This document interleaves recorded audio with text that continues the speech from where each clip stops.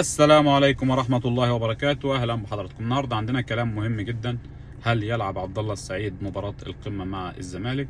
كمان هعلق على رسالة كابتن أسامة حسن نجم الزمالك السابق للاعيبة الزمالك، وكمان هنتكلم عن أو هنوجه رسالة للاعيبة الزمالك إن شاء الله قبل مباراة القمة. نتمنى طبعا كل التوفيق لنادي الزمالك. أول حاجة هتكلم عن إن الكابتن أسامة حسن نجم نادي الزمالك طلع وجه رسالة للعيبه الزمالك وقال انزلوا في الملعب، فوزوا بكل الالتحامات، الثنائيات، فوزوا بكل حاجه، خليكم رجاله في الملعب. لان فعلا ده حصل في المباريات اللي احنا سيبناها الاخيره في الاهلي، كان الالتحامات لصالح لعيبه الزمالك.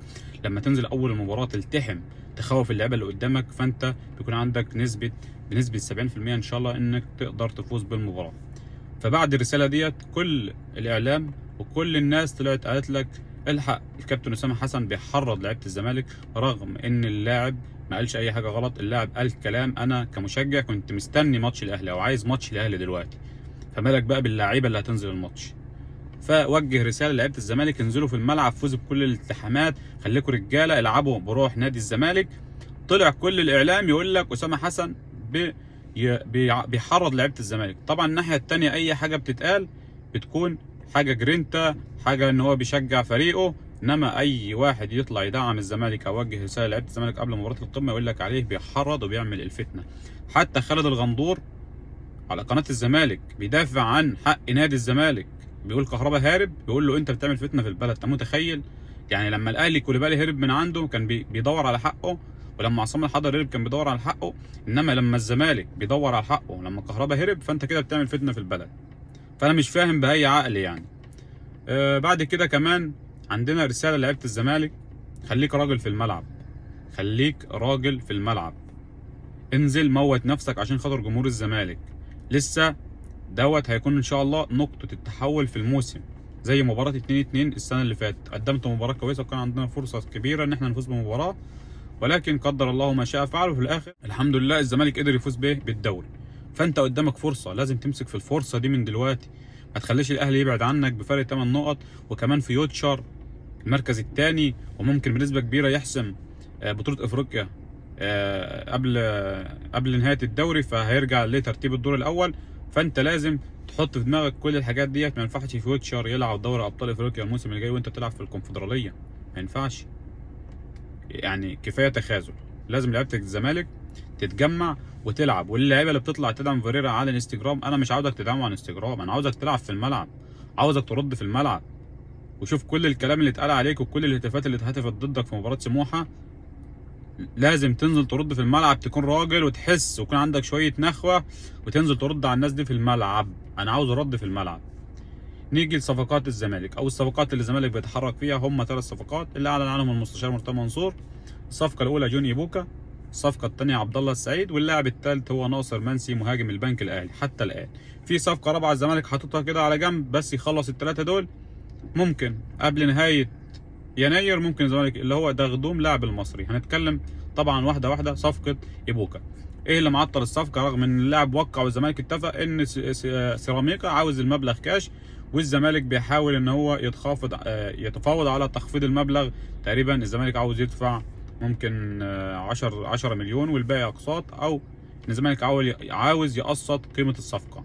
حتى الان الصفقه متوقفه، ولكن ان شاء الله خلال الساعات اللي جايه ممكن يحصل انفراجه، ممكن تلاقي الزمالك ضم جوني بوكا. كمان عبد الله السعيد وموقف عبد الله السعيد بمباراه القمه. واحد هيقول لي عبد الله السعيد مطرود، النهارده بيراميدز هيلعب مع فاركو، فكده الايقاف بتاع عبد الله السعيد انتهى، فعبد الله السعيد يحق له ان هو المشاركه في المباراه اللي جايه.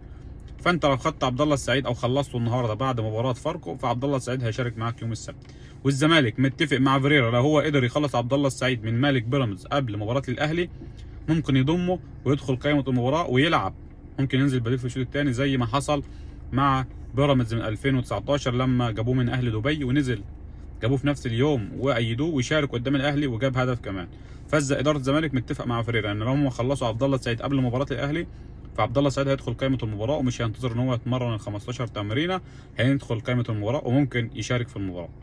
حتى الان اداره الزمالك بتحاول تخلص الصفقه، ممكن في مباراه السبت ان شاء الله تلاقي عبد الله السعيد موجود على دكه البدلاء. نتمنى طبعا ان الصفقه دي تخلص. واحد هيقول لك احنا مش هنستفيد باللاعب، الموسم لسه طويل، انا ما عنديش بديل قوي، انا محتاج عبد الله السعيد دلوقتي يخلص لي.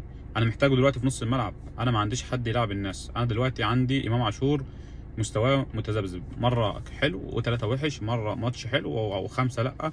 فانا محتاج لاعب كبير زي عبد الله السعيد على الاقل الموسم الحالي. لو في اخر في اخر السيزون لان عبد الله السعيد مش هيقدر يكمل، ممكن احنا نفسخ عقدنا معاه بالطرد، مفيش اي مشكله، ولكن انا محتاجه دلوقتي. ومش هيشارك معايا في افريقيا، مفيش حاجه. واحد بيقول لك مش هيشارك معايا في افريقيا، طب انا كنت عملت حاجه في الدوري يعني، مقطع الدنيا في الدوري، فاز على كل فرق الدوري، ما انا مش بتعادل مع اضعف فرق في الدوري.